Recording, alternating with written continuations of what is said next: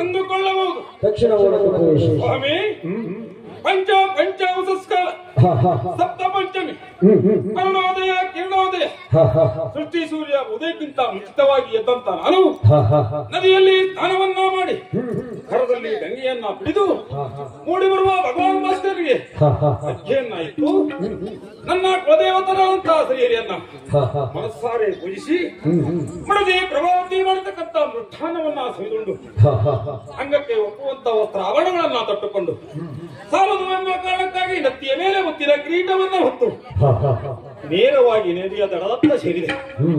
ತಂದೆಯಾದಂತ ಚಂದ್ರಶೇಖರ ವರ್ಮ ಹಾಗೂ ತಾಯಿಯಂತ ಚಿತ್ರಲೇಖರ ಸಂಪೂರ್ಣ ಆಶೀರ್ವಾದವನ್ನ ಪಡೆದುಕೊಂಡು ಇತ್ತ ಕಡೆ ಧಾವಿಸಿ ಬಲಿತೇನೆ. ಏನಿದು ಸಡಗರ ಸಂಭ್ರಮ, ಎಲ್ಲಿ ನೋಡಿದರಲ್ಲಿ ವಿಜೃಂಭಿಸುತ್ತಾ ಉಂಟು ಚಪ್ಪರ ತುಳಿರು ತೋರಣಗಳು. ಅಷ್ಟೇ ಅಲ್ಲ ಸ್ವಾಮಿ, ಇಲ್ಲಿ ಬಂದು ನೋಡ್ತಾ ಇದ್ದೇನೆ, ಇಲ್ಲಿಯ ಗ್ರಾಮ ದೇವತೆ ಹರಿಕಾಂಬ ತಾಯಿ, ಆ ತಾಯಿಗೂ ವೀರ ಕೇಸರಿಯ ಅನಂತನಂತ ವಂದನೆಗಳನ್ನ ಸಲ್ಲಿಸುತ್ತಾ ಇದ್ದೇನೆ. ಅಷ್ಟೇ ಅಲ್ಲ, ಮುಂಭಾಗದಲ್ಲಿ ಕಾಣ್ತಾ ಉಂಟು ಅಯ್ಯಪ್ಪ ಸ್ವಾಮಿಯ ದೇಗುಲ. ಆ ಅಯ್ಯಪ್ಪ ಸ್ವಾಮಿಗೂ ಈ ವೀರಕೇಸರಿಯ ಪ್ರಣಾಮಗಳನ್ನ ಸಲ್ಲಿಸುತ್ತಾ ಇದ್ದೇನೆ. ಅಷ್ಟೇ ಅಲ್ಲ, ಮುಂಭಾಗದಲ್ಲಿ ಉಳಿತಕ್ಕಂತ ಗದ್ದಿಗೆ ಸನೇಶ್ವರನ ಗದ್ದಿಯೂ ಕೂಡ ನಿರ್ಮಾಣಗೊಂಡಿದೆ. ಆ ಪರಮಾತ್ಮನಿಗೂ ಕರಗಳನ್ನ ಜೋಡಿಸಿ ಮುಗಿತಾ ಇದ್ದೇನೆ ಸ್ವಾಮಿ. ಅಷ್ಟೇ ಅಲ್ಲ, ಇಲ್ಲಿಯ ಸುತ್ತಮುತ್ತ ಗ್ರಾಮ ದೇವತೆಗಳು ನಮನವನ್ನ ಸಲ್ಲಿಸುತ್ತಾ ನೋಡ್ತಾ ಇದ್ದೇನೆ ಸ್ವಾಮಿ, ನೋಡ್ತಾ ಇದ್ದೇನೆ. ಏನಿದು, ಎಲ್ಲಿ ನೋಡಿದರಲ್ಲಿ ಶ್ರೀರಾಮನ ಜಪ ತಪಗಳು, ಭಜರಾಮ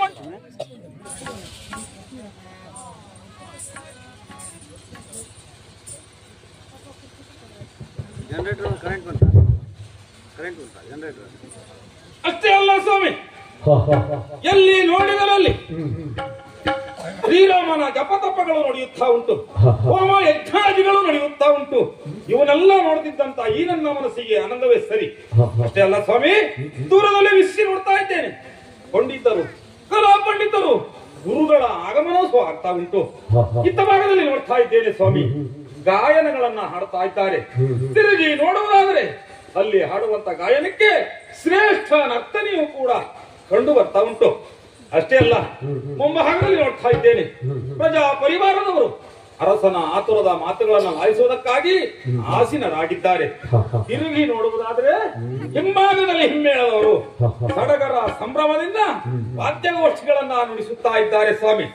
ಸರಿಯಾದ ಸಂದರ್ಭಕ್ಕೆ ಓಲಗವೊಂದನ್ನ ಇಟ್ಟಿದ್ದೇನೆ. ಓಲಗವೊಂದನ್ನ ಇಟ್ಟು ಏನೆಂಬುದಾಗಿ ಯೋಚಿಸುವ ಹೊತ್ತಿನಲ್ಲಿ ಯಾರೋ ಮುನಿಯವರವರು ಬರುವ ಹಾಗೆ ಕಾಣ್ತಾ ಉಂಟಲ್ಲ,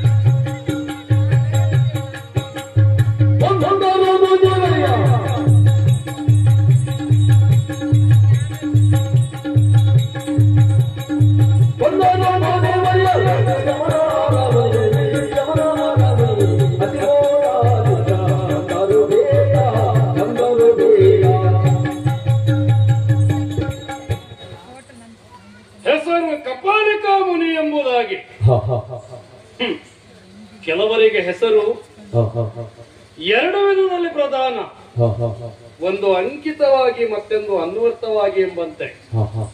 ಅದೇ ರೀತಿಯಾಗಿ ಈ ಕಪಾಲಿಕ ಮುನಿಗೆ ಒಂದರ್ಥದಲ್ಲಿ ಅನ್ವರ್ಥದ ನಾಮವೇ ಹೌದದು. ಹಾಗೆ ಇರಿಸಿಕೊಂಡಿದ್ದೇನೆ. ಕಪಾಲಿಕ ಮುನಿ ಎಂಬ ಶ್ರೇಷ್ಠತೆಯನ್ನು ಮೆರೆಸುತ್ತಾ ಇದ್ದೇನೆ. ಯಾಕೆ?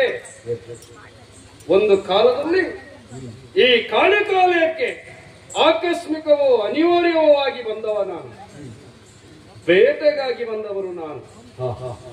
ಆ ಸಂದರ್ಭದಲ್ಲಿ ಕಾಳಿಕಾಲಯ ಮುಂಭಾಗದಲ್ಲಿ ನಾಮಫಲಕವೊಂದನ್ನ ಕಂಡೆ. ಆದರೆ ಅದರಲ್ಲಿ ಬರೆದಿರುವಂತ ಯಾವ ವಿಷಯವನ್ನ ಅರಗಿಸಿಕೊಳ್ಳುವುದಕ್ಕೆ ಈ ಪೃಥ್ವಿಯಲ್ಲಿ ಮತ್ತೊಬ್ಬನಿಗೆ ಸಾಧ್ಯವಾಗದಂತ ರೀತಿಯಲ್ಲಿ ಆ ಫಲಕವನ್ನು ಅಳವಡಿಸಲಾಗಿತ್ತು. ಯೋಗ ಮಾಡುವ ಯೋಗ್ಯತೆ ಮತ್ತೆ ಅಭ್ಯಾಸ ನಮಗೆ. ಹಾಗಾಗಿ ತಲೆ ಕೆಳಗಾಗಿ ಕಾಲು ಮೇಲಾಗಿ ಆಯಾಸ ನಿವಾರಣೆಗಾಗಿ ಯೋಗ ಮಾಡಲು ಮುಂದಾದೆ. ಆ ಸಂದರ್ಭದಲ್ಲಿ ನೋಡಿದೆ ಈ ನಾಮಫಲಕ, ಅದರಲ್ಲಿ ಬರೆದಿರುವಂತ ಎಲ್ಲ ವಿಷಯವನ್ನ ಅರ್ಥ ಮಾಡಿಕೊಂಡೆ. ಒಮ್ಮೆ ಓದಿದೆ, ಅಲ್ಲ ವಾಚಿಸಿದೆ, ಅರ್ಥ ಮಾಡಿಕೊಂಡೆ. ಏನು ವಿಷಯ?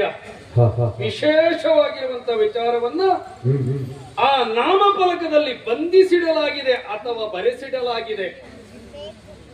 ಮಹಾಮಾತೆ ಆಗಿರುವಂತ ಕಾಳಿಕಾಂಬೆಯ ಪ್ರತ್ಯಕ್ಷವಾಗಬೇಕು ಅಂತ ಆದ್ರೆ 100 ಜನ ಅರಸು ಮಕ್ಕಳ ತಲೆಯನ್ನ, ಕಿರೀಟಧಾರಿಯಾಗಿರುವಂತ ಅರಸು ಮಕ್ಕಳ ತಲೆಯನ್ನೇ ಕತ್ತರಿಸಬೇಕು. ಆಗ ಮಹಾಮಾತೆಯಾದಂತ ಕಾಳಿಕಾಂಬೆ ಪ್ರತ್ಯಕ್ಷವಾಗುತ್ತಾಳೆ ಎನ್ನುವುದಾಗಿ ಅದರಲ್ಲಿ ಬರೆದಿರುವಂತ ಸಾರಾಂಶ. ಅದನ್ನು ಅರ್ಥ ಮಾಡಿಕೊಂಡಂತ ನಾನು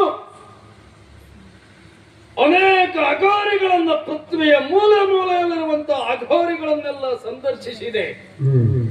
ಅನೇಕ ವಿದ್ಯೆಗಳನ್ನೆಲ್ಲ ಕರಗತ ಮಾಡಿಕೊಂಡೆ. 99 ಅರಸು ಮಕ್ಕಳನ್ನ ತಂದು ಈಗಾಗಲೇ ಕಾಳಿಯ ಮುಂಭಾಗದಲ್ಲಿ ತಲೆಯನ್ನು ಕತ್ತರಿಸಿದ್ದೇನೆ. ಹಾಗಿದ್ರೆ ಇನ್ನು ಪೂರ್ಣಾವತಿಗೆ ಬಹಳ ಸಮಯವಿಲ್ಲ. ಬೇಕಾಗಿರುವುದು ಕಿರೀಟಧಾರಿಯಾಗಿರುವಂತಹ ಅರಸು ಮಕ್ಕಳಾಗಿರುವಂತಹ ಒಬ್ಬನೇ ಒಬ್ಬ ವ್ಯಕ್ತಿ ಮಾತ್ರ ನನಗೆ ಬೇಕಾಗಿರುವಂತದ್ದು. ಎಲ್ಲರನ್ನು ಕೊಂದು ಮುಗಿಸಿ ಆಯ್ತು. ಅಲ್ಲ, ಮಹಾಮಾತೆ ಆಗಿರುವಂತಹ ಕಾಳಿಕಾಂಬೆಯ ಅಪೇಕ್ಷೆಗೆ ಸಂಧಾಯ ಸಲ್ಲಿಸಿದ ಹಾಗೆ ಆಯ್ತು. ಈಗ ಪೂರ್ಣಾವತಿ ಆಗಬೇಕು ಅಂತ ಹೇಳಿದ್ರೆ ಮತ್ತೊಂದು ತಲೆ ಬೇಕಲ್ವಾ? ನನ್ನ ಚಿತ್ತದ ಭಿತ್ತಿಗೆ ಬಂದಿರುವಂತಹ ವಿಚಾರ ಯಾವುದು ಕೇಳಿದ್ರೆ ಅನತಿ ದೂರದಲ್ಲೇ ಇರುವಂತಹ ನಾಡದು ಉಜ್ಜಯಿನಿ. ಆಳುತ್ತಾ ಇದ್ದಾನೆ ಅರಸ ರಾಜವಿಕ್ರಮ ಎನ್ನುವುದಾಗಿ. ಆತನನ್ನ ತಂದು ಇಲ್ಲಿ ಒಪ್ಪಿಸಿದೆ ಅಂತ ಆದ್ರೆ ನಾನು ಅನೇಕ ವಿಷಯವನ್ನ ಆಲೋಚಿಸಿದ್ದೇನಲ್ಲ, ಅದನ್ನೆಲ್ಲ ಸಿದ್ಧಿಸಿದ, ಸಾಧಿಸಿದ ಕೀರ್ತಿ ನನ್ನ ಪಾಲಿಗಾಗುತ್ತದೆ ಎನ್ನುವಂತ ವಿಶ್ವಾಸ ನನಗೆ. ಹಾಗಾಗಿ ಹೊರಟು ಅನೇಕ ದೂರ ಗಮಿಸಿ ಬಂದಿದ್ದೇನೆ. ಹೇಳಿ ಕಳಿಸುತ್ತೇನೆ ನನ್ನ ಶಿಷ್ಯರೊಂದಿಗೆ, ಕಪಾಲಿಕ ಮುನಿ ನಿನ್ನನ್ನು ಸಂದರ್ಶಿಸಲು ಬರುತ್ತಿದ್ದಾರೆ ಎನ್ನುವುದಾಗಿ. ಯಾಕೆ ಬಲ್ಲಿರೋ? ನನ್ನನ್ನ ಎದುರುಗೊಳ್ಳುವುದಕ್ಕೆ ಬೇಕಾಗಿರುವಂತಹ ಸಕಲ ಸಿದ್ಧತೆಗಳನ್ನ ರಾಜಕುಮಾರನಾದಂತ ಆತ ಮಾಡಿಕೊಳ್ಳುವುದಕ್ಕಷ್ಟು ಅವಕಾಶವನ್ನು ಕೊಡಿಸಿ ಹೊರಡ್ತಾ ಇದ್ದೇನೆ ಉಜ್ಜಯಿನಿಪುರದ ಸಭಾ ಮಂಟಪಕ್ಕೆ.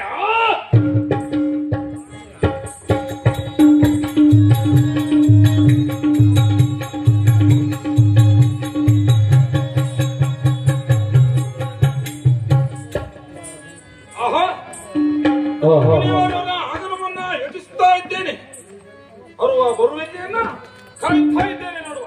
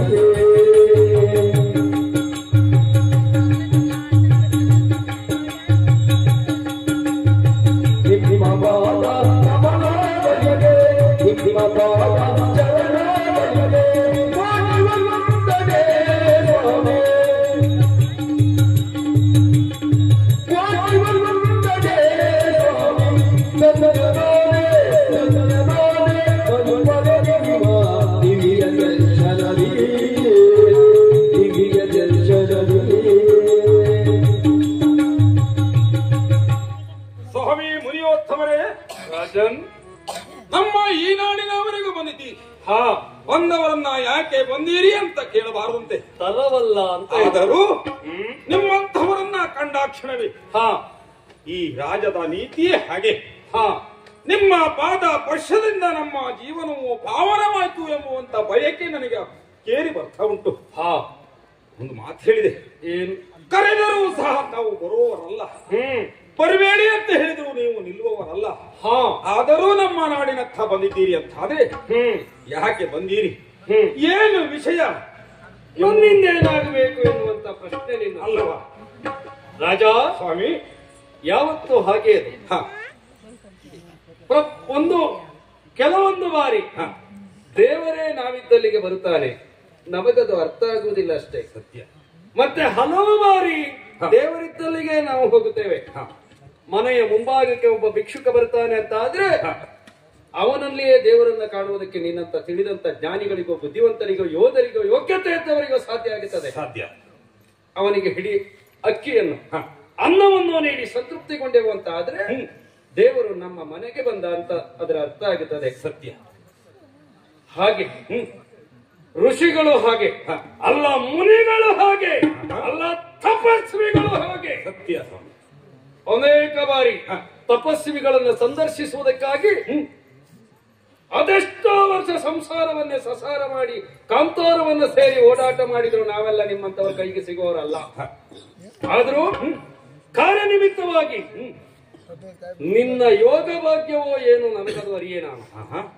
ಆದರೂ ನಿನ್ನನ್ನೇ ನೋಡುವುದಕ್ಕಾಗಿ ನಾನು ಇಲ್ಲಿಗೆ ಬಂದೆ. ಹಾಗಾಗಿ ಯಾಕೆ ಬಂದ್ರಿ ಸ್ವಾಮಿ ಅಂತ ಕೇಳ್ತಾ ಇದ್ದೀನಿ. ಹೌದೇ? Yeah.